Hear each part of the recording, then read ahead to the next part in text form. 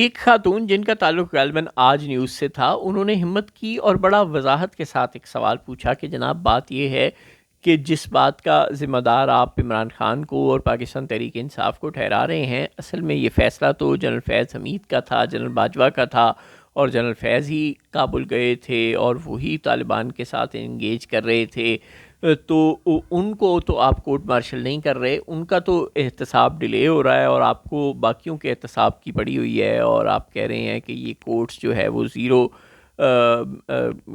یہ فرد جرم عائد کر رہی ہیں، زیرو لوگوں کو سزائیں سنا رہی ہیں جو دہشت گردی میں ملوث ہیں. تو آپ اس طرف سے تو یہ بات کر رہے ہیں، اور دوسری طرف سے جنرل فیض حمید کا کوئی ٹرائل نہیں ہو رہا اور جنرل باجوہ کا تو کوئی کورٹ مارشل بھی نہیں چل رہا. وہ دونوں ظاہر ہے مل کے یہ فیصلے کر رہے تھے. تو جواب بھی آیا کہ نہیں، سب کچھ عمران خان نے کیا تھا اور عمران خان کا فیصلہ تھا، اور جنرل باجوہ اور جنرل فیض تو صرف سپورٹ کر رہے تھے. اور پھر وہ ساتھ ساتھ یہ بھی کہے جا رہے تھے کہ کورٹ مارشل چل رہا ہے لیکن یہ سینسٹیو ایشو ہے، ہم چاہتے ہیں کہ 100% درست ہو، اس لیے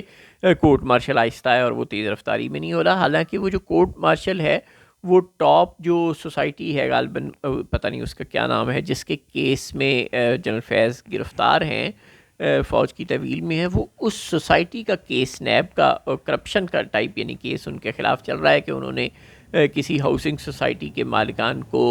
غیر قانونی طور پر ہراساں کیا، تنگ کیا وغیرہ وغیرہ. وہ اس معاملے میں کیس چل رہا ہے. وہ کیس کوئی ان کا طالبان کو پاکستان میں دوبارہ اب آباد کرنے کے حوالے سے تو چل بھی نہیں رہا. لہٰذا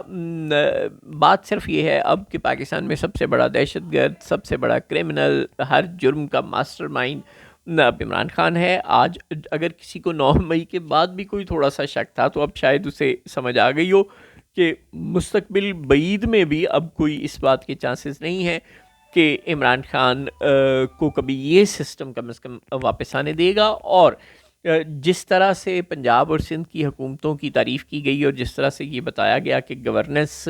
اچھی ہے پنجاب اور سندھ میں، اور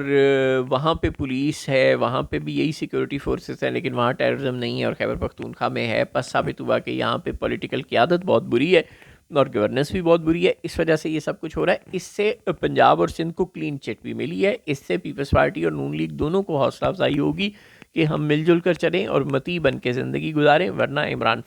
خان فیکٹر ہمیں کھا جائے گا. چنانچہ اب یہی ہوگا. اب شاید نون لیگ اور پیپلز پارٹی میں جو سو کالڈ اور نام نہاد اور دکھاوے کی جو دوری تھی وہ بھی دوبارہ قربتی میں بہت جلد ہمیں بدلتی ہوئی نظر آئے گی. اور ساتھ ہی یہ بھی ہوگا کہ اس مشترکہ خطرے یعنی عمران خان کے خلاف ایک مرتبہ پھر راولپنڈی، لاڑکانہ اور رائے ونڈ اور اسلام آباد نئے سرے سے آپ کو متحد ہوتے ہوئے نظر آئیں گے.